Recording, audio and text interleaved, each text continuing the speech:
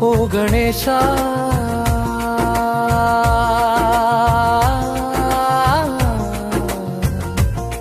శివ పార్వతుల తనయా విఘ్నాలను తొలగించే విఘ్నేశ్వరా ముక్తిని ప్రసాదించే ముద్గలేశ్వరా తొలి పూజలందుకునే ఆదిదేవుడా ఓ గణేశ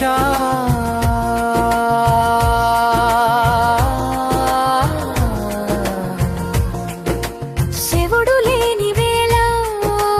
పార్వతిలో గిలిలో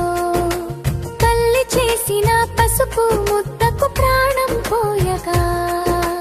ముద్దుల బాలుడు ముంగిట కాపల నిలిచెగా అమ్మాజ్ఞే వేదంగా ద్వారం వద్ద నిలిచిన వీరుడా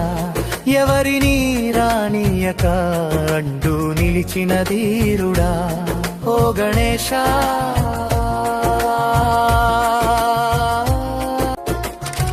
పరమశివుడే రాగా దారిని కాచిన వీరుడా అమ్మ మాట కోసం తండ్రినే ఎదిరించిన బాలుడా గణాలతో పోరాడి అజేయుడిగా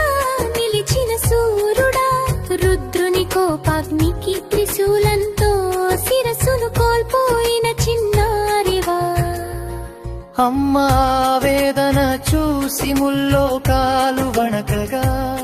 శివుడే స్వయంగా గజరాజు శిరస్సును తెప్పించగా ఏనుగు ముఖముతో పునర్జన్మ పొందినవాడా గణాలకు అధిపతివై గణపతిగా వెలసినవాడా ముగింపు మెజ్ఞానానికి చిహ్నమా నీ పెద్ద కళ ఓర్పుకు నిదర్శనమా నీ పెద్ద చెవులు మా ప్రతి పనిలో తోడుగా ఉండు వినాయక నీ దీవెనలు ఎల్లవేళలా మాపై ఉంచుము గణనాయక ఓ గణేశ